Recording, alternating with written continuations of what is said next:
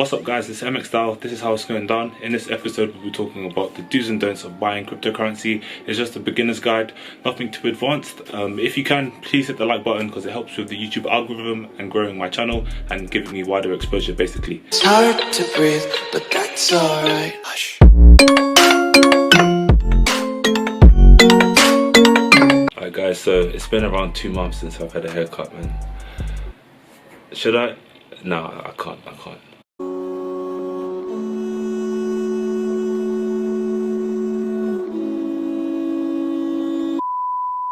Okay, so number one, you need to understand what you're buying. It's very important. If you don't know what cryptocurrencies are, then check out some of my previous videos where I've explained what Bitcoin is.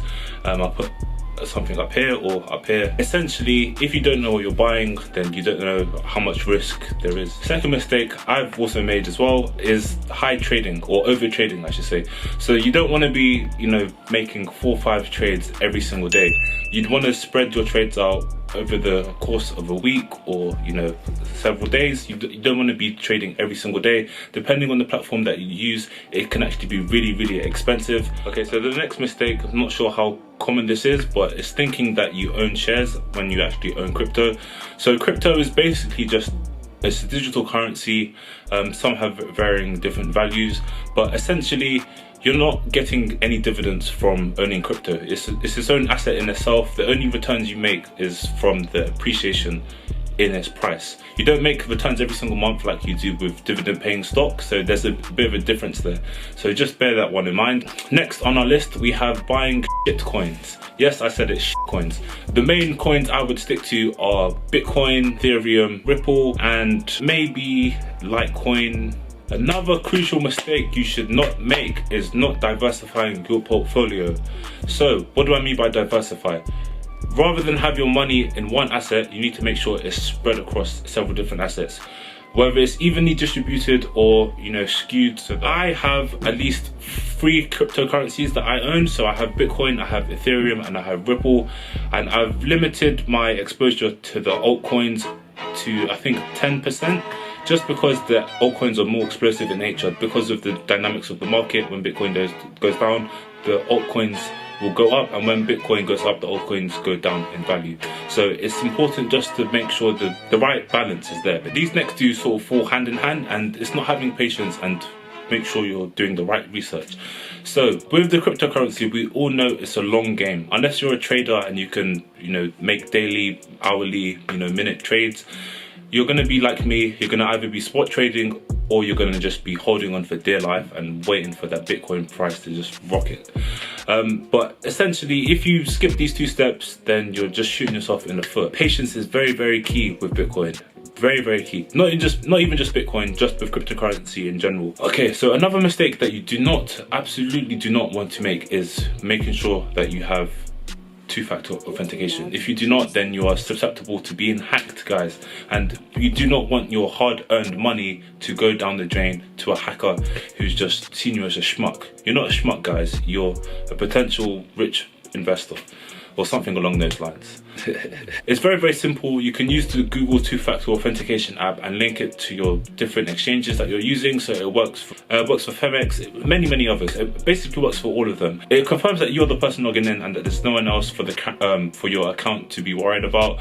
That's a very important thing to just take control over, because just in case you don't have a strong password, it'll be easy for someone to hack you and then just withdraw your Bitcoin or any cryptocurrency in fact from your account into their account. So do not make that mistake, guys. Leading on to the next point, is a good place that you can store your money is with a ledger wallet. So with the ledger wallets, they are absolutely crucial, guys. As I was saying earlier, you pay high fees. With ledger wallets, you can save so much money, and I'm actually going to make a video on how to save money with your ledger wallet because I recently learned about this.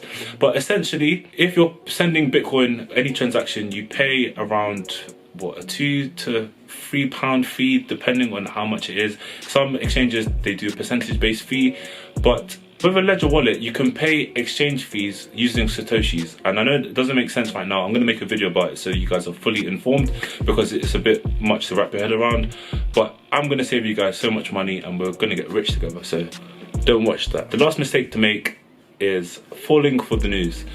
In other words, FOMO, or fear of missing out. Okay, so people in the crypto community, they know about what's going on. They're loosely informed, whether it's through videos or whether it's through self-education. However, the retail audience out there, so people like your grandma, my auntie, whatever, whoever it is, as soon as they hear about Bitcoin on the news, those are the people who are going to be buying Bitcoin when it's like 15, 16,000. And unfortunately, those retail investors are the people who lose out, because the people who bought early on, they tend to sell when the price gets higher, and that's when the retail buyers buy. So every time you're making Bitcoin, every time you're making money, there's going to be someone losing money on the opposite end of that trade. So you need to remember that, guys. What you should do, number one thing that you should do is dollar cost averaging, guys. Dollar cost averaging is basically buying a certain amount of crypto at a certain date in the month, week or year, and you do it on a regular basis to average out the cost of your Bitcoin. Another thing you can try to do is buy the dip. So this works by looking at the local highs of the market and the local lows as well, and then you sort of set a limit order on your exchange, so Coinbase or whatever platform that you're using. So that's the end of the video. I hope you've liked it, and make sure you hit the like button and subscribe. Stay tuned for more videos. I'll try to post as much as I can during this lockdown period. So yeah, see you soon, guys. Bye.